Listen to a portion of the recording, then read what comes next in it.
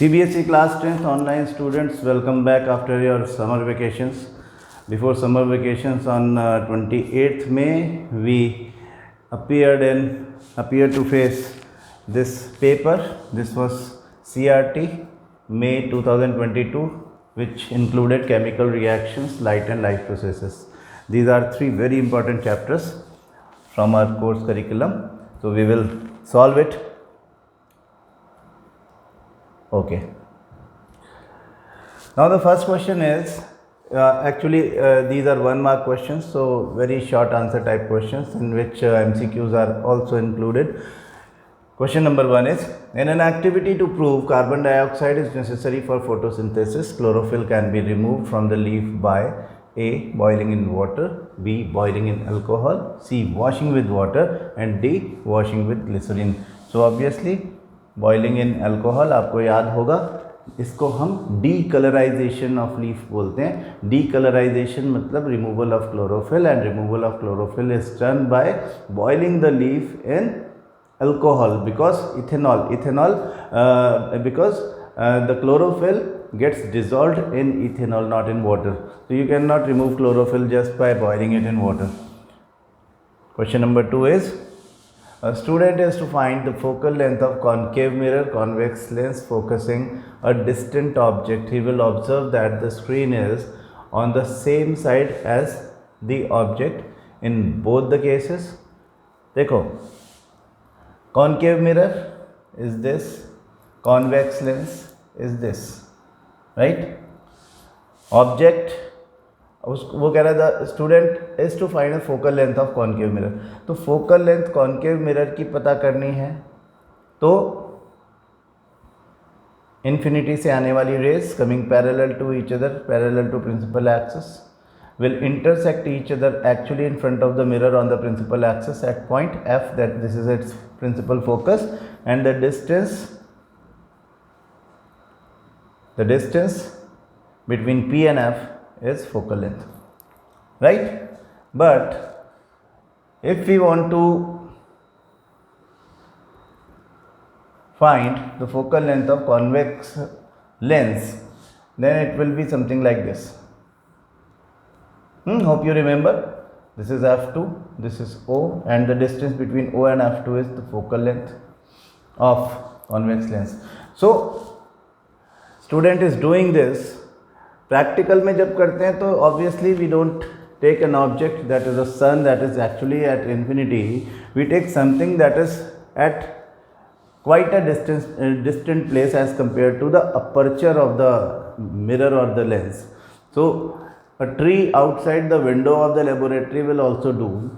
So the rays of light are coming from that particular object. The object is placed at the left hand side.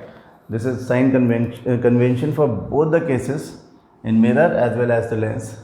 So in this case, in the case of the mirror, the side of the object and the image are the same, or we can say that image is formed at the same side as the object in case of concave mirror.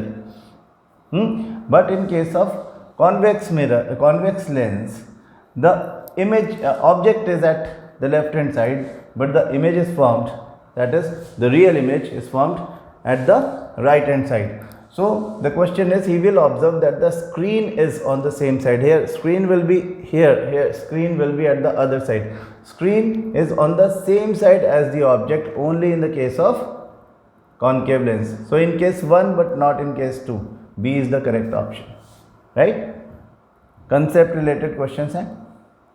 Question number 3, name 3 enzymes present in pancreatic juice. Pancreatic juice में 3 enzymes होते हैं. Pancreatic amylase responsible for the digestion of carbohydrates. Trypsin that is responsible for the final digestion of proteins, and number 3 the lipase that is responsible for the digestion of lipids or fats. State the position of the object for which a concave mirror produces a virtual and magnified image. Virtual and magnified image कोई concave mirror कब produce करेगा? When the object is placed between F and P, then the image will be like this. Virtual, erect and enlarged image. तो virtual, enlarge को magnified भी बोलते हैं। ऐसा position, तब पोजीशन ऑफ द ऑब्जेक्ट हमें बताना है तो आप लिखोगे f and p, between f and p. This is the sixth case if you remember. Name a pigment required to a trap the sunlight, b trap the oxygen. A pigment required to trap the sunlight is chlorophyll, and a pigment required to trap the oxygen, this is not in photosynthesis, this is inside the lungs at the time of exchange of gases from air. Trapping oxygen is the responsibility of a pigment called hemoglobin. So the answer of B would be hemoglobin. Why should we clean the magnesium ribbon with sandpaper before burning it? A magnesium ribbon, if exposed to air, may get a coating of magnesium oxide on its surface, and this magnesium oxide layer will not allow the magnesium to come in direct contact with atmospheric oxygen, and then this combustion of magnesium ribbon or this chemical reaction Mg plus O2 gives MgO may not happen. So to expose the magnesium to the atmospheric oxygen, we need to clean it with the help of a sandpaper. So these were the 6 questions, 1 mark each. Now 2 mark questions. We have 2 questions with 2 marks. Okay, question number 7. Silver articles become black when kept in open for some time. You know that this is, we are talking about tarnishing of silver. Whenever copper vessels lose their shiny, whereas copper vessels lose their shiny brown surface and gain a green coat when kept in open, this is tarnishing of copper. Name the substances present in air with which these metals react. So in case of silver, there is hydrogen sulfide H2S, and in air for copper there is CO2 and moisture, carbon dioxide और moisture की presence में copper carbonate बनता है. Right the name of the products form. तो product जो बनता है Ag2S silver, Ag2S that is silver sulphide. Silver sulphide is black in colour and copper carbonate CO3. वैसे उन्होंने नाम पूछा है आपसे, इसका आप केवल नाम भी लिख दोगे तो भी चलेगा. ये बोर्ड का क्वेश्चन है, 2019 में पूछा गया था. CuCO3.CuOH whole twice. This should be the answer. This is copper carbonate which is green in color. Okay, question number 8. Name the following the 3 carbon molecule that is formed due to breakdown of glucose during respiration. नाम लिखना है आपको. Glycolysis में क्या बनता है? Pyruvate लिखेंगे तो भी चलेगा और पायरुविक एसिड लिखेंगे तो भी चलेगा. पायरुविक एसिड और पायरुवेट एक ही बात है. The nitrogenous waste that is remove from the blood in our kidney. Urea and uric acid लिखेंगे यहाँ पे. Urea and uric acid are the nitrogenous waste that is removed from the blood in our kidney, process by which unicellular organisms generally remove waste. They remove waste generally by simple diffusion from their surfaces. Example, amoeba. Right. Then 3 mark questions. Question number 9. Plants absorb water from the soil. Explain how does the water reach the tree top. This has come from the transpiration. This has come from the transportation of water. तो हम कहते हैं transpiration pull is responsible for it. ये कहता है कि कैसे जाता है ना. हमें ये दिखाना है कि रूट प्रेशर से, ऑस्मोसिस से water enters into the roots and then from root by root pressure the water reaches to the lower part of the stem. Then there is a continuous water stem inside the xylem up to the branches, and from the aerial parts of the plant due to transpirational pull. Transpiration is removal of water in vapor form from the stomata present on the leaves.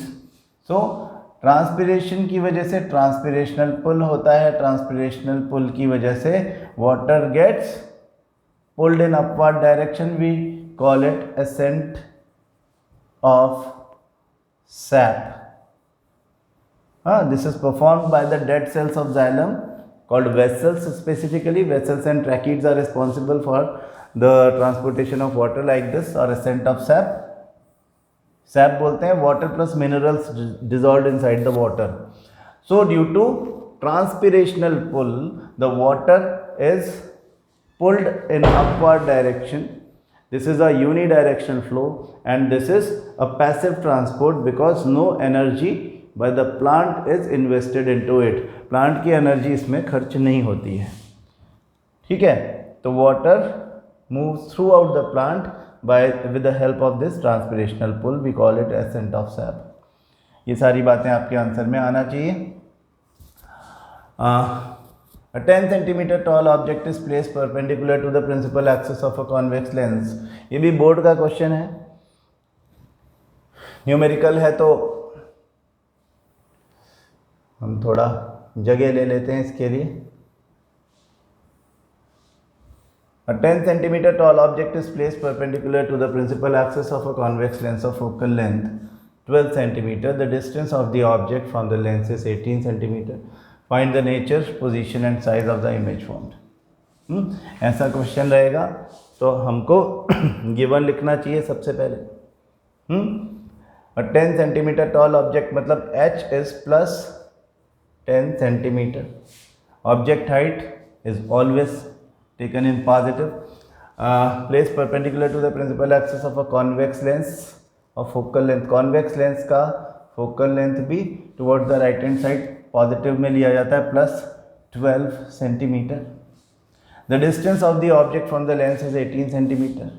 u is minus में ही लेना है, 18 centimetre. Find the nature, position v बताना है.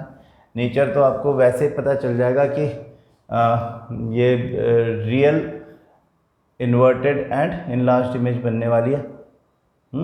Object जो रखा है वो 12 and 12 24 और 12 यानी 2f1 और f1 के बीच में रखा हुआ है.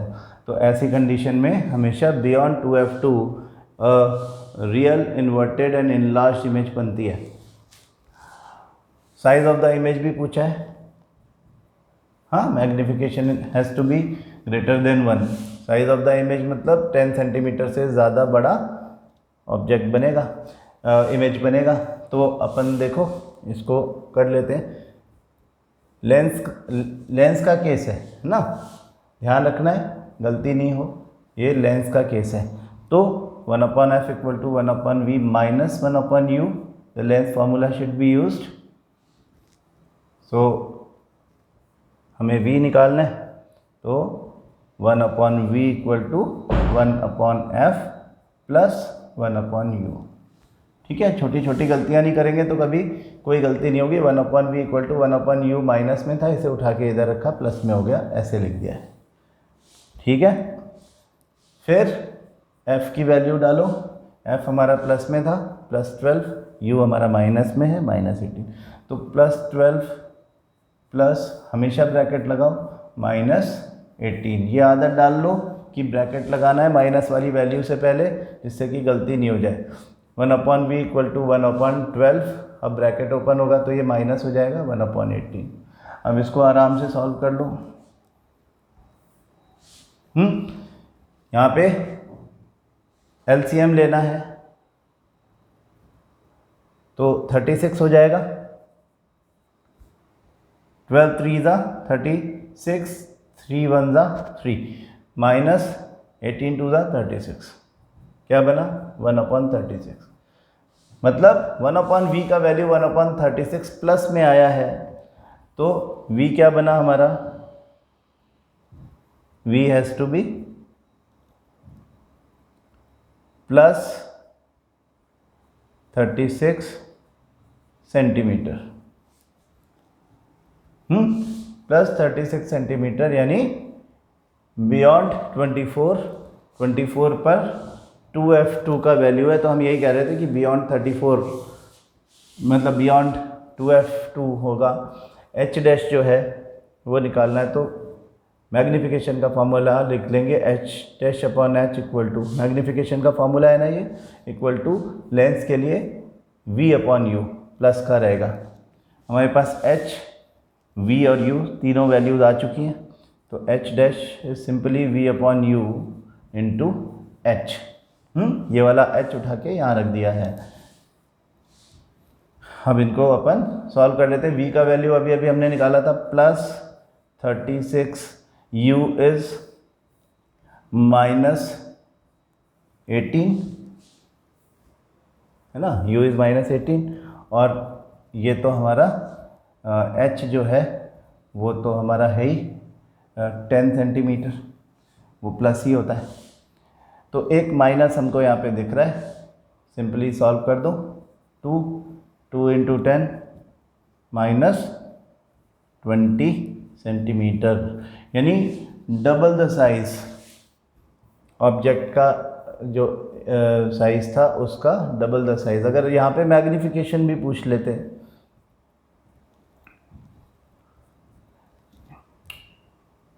माइनस 20 सेंटीमीटर, यहाँ पे माइनस हमको बता रहा है कि ये रियल इमेज है, रियल एंड इन्वर्टेड इमेज है, 20 सेंटीमीटर उसका साइज बता रहा है, डबल है। मैग्नीफिकेशन पूछ लेते तो हम लिखते H dash upon H minus 20 upon 10 that is -2। Magnification पूछा नहीं है, लेकिन अगर आपने यहाँ तक ये आंसर ठीक निकाले हैं, प्रोसीजर ठीक है, गिवन ठीक लिखा है, you will get full marks. चलो फिर आगे देखते हैं। Question number 11. Consider the chemical equation given below and answer the questions that follow. Fe2O3 plus 2Al 2Fe plus Al2O3। हाँ, थर्मेट रिएक्शन है। थर्मेट रिएक्शन में हमको दिख रहा है कि ये ऑक्सीडेशन रिडक्शन हो रहा है। Fe2O3 aluminium is the metal, name the substance which is getting oxidised. ठीक है, तो हमको तो यहाँ पे तो सिर्फ इतनी सी बात पूछी है। हाँ, DPS के S7 में पूछा हुआ क्वेश्चन है 15-16 में, name the substance which is getting oxidised. तो एल्यूमिनियम जो कि रिड्यूसिंग एजेंट है that gets oxidised, name the substance which is getting reduced that is Fe2O3। हाँ, छोटा क्वेश्चन है, आप इसके साथ में चाहें तो लिख दें कि aluminium being a reducing agent gets oxidised and Fe2O3 being an oxidising agent gets reduced in the process. Question number 12 पे आ जाएं। क्वेश्चन नंबर 12 कह रहा था speed of light in water is 2.25 into 10 to the power 8 metre पर second and the speed of light in air is 3 into 10 to the power 8 metre पर second. Calculate the refractive index of water. तो water का refractive index ले रहे हैं, air ऊपर है, air is v1, speed of light in air is v1, that is given 3 into 10 to the power 8 metre पर second. Speed of light in water is v2, that is 2.25 into 10 to the power 8 meter per second. So refractive index of water with respect to air would be v1 upon v2, that is 3 into 10 to the power 8 upon 2.25 into 10 to the power 8। ये दोनों cancel हो गए, ये हो गया 300, point हटाएंगे, 2 0 ऊपर ले जाएंगे, अपॉन 225, 25 से इसको सिंप्लीफाई कर दें, 9 टाइम्स एंड 12 टाइम्स, तो 12 अपॉन 9 को हम 4/3 बोल सकते हैं, 4/3 को हम 1.33 बोल सकते हैं। This is the refractive index of water. Answer आपका 4/3 पे आपने छोड़ दिया तो भी ठीक है, 1.33 पे आपने छोड़ा है तो भी ठीक है। अगर आपने इसके पीछे कोई यूनिट लिख दी तो आपको मार्क्स नहीं मिलेंगे, बिकॉज अगर आपने इसके पीछे यूनिट लिखी इसका मतलब you don't understand the concept at all. Ray of light travelling in water enters obliquely into glass, does the light bend towards और अवे फ्रॉम द नॉर्मल। तो लॉजिक भी देना पड़ेगा, है ना। Enters obliquely into glass travelling in water, water में speed of light होती है 2.25 into 10 to the power 8 metre पर सेकेंड। ग्लास में 2 into 10 to the power 8 metre पर सेकेंड होती है स्पीड ऑफ लाइट। तो स्पीड कम हुई है इसलिए टुवर्ड्स द नॉर्मल बेंडिंग होगी। उसके अलावा आप ये भी कह सकते हो कि इसका रिफ्रैक्टिव इंडेक्स 1.33 है, ग्लास का रिफ्रैक्टिव इंडेक्स 1.50 है। तो higher the refractive index more will be the optical density and lesser will be the speed of light in the medium 2, that is glass, as compared to water. So when the ray of light obliquely enters from water into glass, it bends towards the normal, as glass is a denser medium as compared to water. And when a ray of light enters from a rarer medium to denser medium, it bends towards the normal. Concept का question है। Then question number 13 देखें। 12 में कुछ और तो नहीं है? नहीं है। Draw a ray diagram to show refraction through a rectangular glass slab. ये तो आपने अच्छे से देखा है। ऑब्लिकली आती हुई ray of light, this is normal. ये incident ray, normal. This is angle of incidence bending towards the normal, angle of refraction another normal, away from the normal, that is angle of emergence. This is emergent ray, this is refracted ray, this is incident ray. Angle I is equal to angle E, angle R is smaller than angle I. This is the typical diagram which we use, and then we also show with the help of a dotted line the expected path of the incident ray in absence of glass slab. अगर glass slab नहीं होती तो ये incident ray सीधे चले जाती। अभी glass slab है इसलिए वो सीधे नहीं गई है। हाँ, ग्लास स्लैब है इस वजह से वो बेंड हो गई है, और यहाँ पर there is a perpendicular gap between the expected path of the incident ray and the emergent ray. This is known as lateral shift. ठीक, तो देखें कि label the following angle of incidence, angle of refraction, emergent ray, angle of emergence, सारी बात हमने कर ली है। Define excretion. Excretion is the removal of the cell metabolites from the blood. हमारी बॉडी में सेल में होने वाले मेटाबॉलिक रिएक्शन से बनने वाले जो बाय प्रोडक्ट्स हैं, इनको हम मेटाबोलाइट्स बोलते हैं, उनका removal from the blood is known as excretion. Name the basic filtration unit present in the kidney, that is nephron. Draw excretory system in human beings and label the following organs of excretory system which perform following functions. Forms urine, यानी आपको यहाँ पे kidney दिखाना है, is a long tube which collects urine from kidney, यानी आपको दोनों side के यूरेटर्स दिखाना है। Then number 3, stores urine until it is passed out, तो इसमें आपको यूरिनरी ब्लैडर दिखाना है। कुछ इस तरह का डायग्राम यहाँ पे बना देंगे। Kidneys, ureters and bladder. Bladder के साथ यूरेथ्रा शो करो, और यहाँ पर ये दिखा दो कि किस तरह से ब्लड वेसल्स एंटर करती हैं। Renal artery and renal vein की ब्रांचेस यहाँ पे हम शो कर देंगे। जो ब्लड को लेके आती है, आर्टरी ब्लड को लेके आती है और वेन ब्लड को लेके जाती है यहाँ से। ठीक है। Define power of a lens. Power of a lens क्या है and right its SI unit. तो power of a lens is the capability of a lens to bend a ray of light passing through it. जितना ज़्यादा bend करता है उतना ज़्यादा उसका पावर है। और इसके साथ में ये भी ऐड करो कि power is always reciprocal to its focal length. किसी भी लेंस का पावर उसकी फोकल लेंथ का रेसिप्रोकल होता है। अगर फोकल लेंथ को मीटर में लिया जाए तो एसआई यूनिट, क्योंकि फोकल लेंथ की मीटर रहेगी, तो 1/मीटर, that is m⁻⁻1, that is d। d is diopter. Diopter is the SI unit of power of a lens. You are provided with two convex lenses of focal length 15 cm, 25 cm respectively. दोनों convex हैं, okay. Which of the two is of larger power? तो since power is reciprocal of the focal length, अगर focal length छोटी है तो power बड़ा होगा।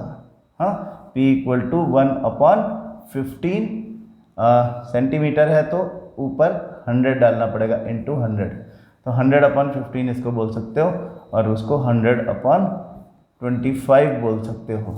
तो फर्स्ट लेंस का पावर 100/15 है, सेकेंड लेंस का 100/25 है। तो 100/15 का मतलब हो गया 15 6 90 एंड अगेन 15 6.66 ही आता रहेगा, है ना, अप्रॉक्सीमेटली 6.67 डायोप्टर प्लस लिख दो यहाँ पे क्योंकि कॉन्वेक्स लेंस की बात हो रही है, और इसको हम लिखेंगे प्लस 4.00 डायोप्टर। तो इसका the power of first lens is greater than power of the second lens. ठीक है, हो गई बात ये। फिर इसमें भी एक न्यूमेरिकल दिख रहा है। A 2 centimetre tall object is placed perpendicular to the principal axis of a convex mirror of focal length 10 centimetre. The distance of the object from the lens लिखा है यहाँ पे, मिरर इसको कर लेते हैं, mirror is 15 centimetre. Find the nature position size of the image. ठीक है, तो उसी टाइप का क्वेश्चन है जैसा हम पहले भी कर चुके हैं।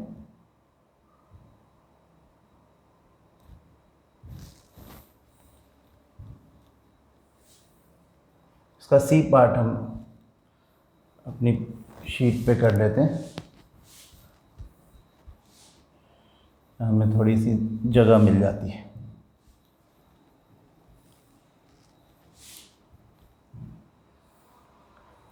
ठीक है, तो कॉन्वेक्स मिरर का केस है, मतलब ये ऐसा केस, ऐसा मिरर है और फोकल लेंथ इसका गिवन लिखेंगे। हाँ, 2 centimetre tall object, h is plus 2 centimetre, 10 centimetre इसका फोकल लेंथ है, प्लस 10 सेंटीमीटर इसका f यहाँ होगा ना, इसलिए towards the right hand side f plus 10 centimetre रहेगा। The distance of the object from the lens is 15 centimetre minus 15 centimetre, ये आ गया। Find the nature position and size of the image. तो h डैश, पहले हम जो question कर रहे थे वो लेंस का था, वो कॉन्वेक्स लेंस का था, ये कॉन्वेक्स मिरर का क्वेश्चन है। तो यहाँ पे हमको एक तो वो कहता है कि find the nature position and size of the image, एक तो पोजीशन बताओ v, क्वेश्चन वैसा ही है, बस फ़र्क यह है कि ये मिरर का है। तो यहाँ पे मिरर फॉर्मूला लगा दें, 1/f equal to 1/v plus 1/u and that means 1/v equal to 1/f minus 1/u। So 10 minus 1/u की जगह माइनस 15 ऐसा लिखेंगे। तो 1/v equal to 1/10, bracket open होगा, प्लस हो जाएगा 1/15 यहाँ लिख देंगे। इधर LCM 30 ले सकते हैं, तो 3 plus 2 that is 5/30 that is 1/6। तो v क्या बना, 1/v अगर 1/6 है तो v हो गया plus 6 centimetre, 6 centimetre towards the right hand side would be the image formed. हाँ, v मिल गया हमको प्लस 6 सेंटीमीटर, ये हमारा एक आंसर है। यहाँ भी h डैश पूछा है, याद रखें मिरर है, मिरर फॉर्मूला लगाना है, लेंस फॉर्मूला ना लिख दें। h dash upon h magnification is minus v upon u, तो h dash equal to minus v upon u into h, then minus bracket लगाओ, v हमारा प्लस 6 आया है, साइन ज़रूर लिखें, u क्या था, object was placed, u was 15 minus 15 और 2 सेंटीमीटर टॉल ऑब्जेक्ट ये था। तो देखो ये माइनस से ये माइनस कैंसिल हो जाएगा और कोई माइनस यहाँ पे है नहीं, आप इसको 3 से सिंप्लीफाई कर दो तो ये 2/5 हो जाएगा एंड 2 × 2 4, तो 4/5 आपको दिख रहा है 0.8 centimetre plus 0.8 centimetre. Smaller image obviously, हाँ स्मॉलर इमेज, मैग्नीफिकेशन भी निकालना है 0.8 सेंटीमीटर मैग्नीफिकेशन h'/h, आप इसको h' की जगह पर 0.8 लिख सकते हो। ये प्लस का है, h 2 सेंटीमीटर है, इसको हम +2 लिखेंगे तो ये 0.4 मैग्नीफिकेशन हो जाएगा। हाँ, मैग्नीफिकेशन 0.4 का मतलब क्या हुआ कि आधी से भी कम साइज की इमेज बनी है, राइट। तो h' इज 0.8 सेंटीमीटर प्लस लिखो और मैग्नीफिकेशन इज +0.4। यहाँ पे प्लस लगाना है। मैग्नीफिकेशन में प्लस का मतलब है कि वर्चुअल एंड इरेक्ट इमेज है, 0.4 is <1, smaller image, diminished image, और 0.4 तो मतलब 0.4 से भी कम है, यानी आधे से भी कम है, यानी ½ ठीक है। तो ये क्वेश्चन हो गया। Now the last question is can a displacement reaction be a redox reaction, explain with the help of an example. A displacement reaction redox reaction हो सकती है, यस। हम एग्जांपल ले लेते हैं। हमारा favourite example, iron nail is placed inside the blue colored copper sulfate aqueous solution. So in this reaction, iron loses 2 electrons to form Fe+2 ion, and from the solution Cu+2 ions gain these two electrons to form copper atom. So we say that iron is oxidized, being a reducing agent, and it reduces copper sulfate. Copper sulfate is an oxidizing agent now. So copper sulfate is oxidized and iron is reduced. Iron is oxidized and copper sulfate is reduced. ये copper sulfate को reduce कर देता है, oxidise नहीं, reduce कर देता है, क्योंकि ये इलेक्ट्रॉन दे देता है। किसी को इलेक्ट्रॉन देना या किसी का ऑक्सीजन लेना एक ही बात है। हमने वैसे भी कहा था कि metals are always reducing agent, और जो रिड्यूसिंग एजेंट होते हैं किसी भी रिएक्शन में वो ऑक्सीडाइज होते हैं। ठीक है, तो एग्जांपल आप Fe+CuSO4 FeSO4+ Cu से दोगे। Write the type of chemical reactions in the following. Number 1, reaction between an acid and a base. इसको हम बोलते हैं, टाइप ऑफ केमिकल रिएक्शन पूछा है ना, तो इसको हम बोलते हैं डबल डिस्प्लेसमेंट रिएक्शन। एसिड और बेस के बीच में रिएक्शन, जिसको हम न्यूट्रलाइजेशन रिएक्शन बोलते हैं, is always a double displacement reaction. हम पहले भी बात कर चुके। Rusting of iron is a combination reaction in which Fe2O3 + O2 + H2O combine to form a single substance Fe2O3.X H2O, that is hydrated ferric oxide. We call it rust. Okay. Give balanced reactions for both. तो यहाँ पे acid कोई सा भी ले लें, HCl सबसे easy example है, NaOH, NaCl + H2O। हाँ, ये ऑलरेडी बैलेंस्ड है, ठीक है, तो आपको और कुछ करना नहीं है। और Fe+O2 + H2O give Fe2O3.X H2। ठीक है, X है इसलिए हमको एग्जैक्ट नंबर नहीं पता है, हाँ, अदरवाइज ये कैसे भी बैलेंस हो सकता है। तो ये रिएक्शन जो है ये आपको इसमें देना थी। It was a simple paper. अगर आपने थ्रोली उसको देखा है, उसको आपने सारे चैप्टर्स जैसा कि हमने आपको हमेशा बताया है, NCERT वर्ड बाय वर्ड पढ़ो। अगर आपने पढ़ा है तो ये पेपर आपको ईजी लगा होगा। ठीक है, तो अब हम इसके आगे नए चैप्टर्स की तरफ चलेंगे। अब सिलेबस का अगला पार्ट अब हम एक्सटेंड करेंगे कल से। Thank you.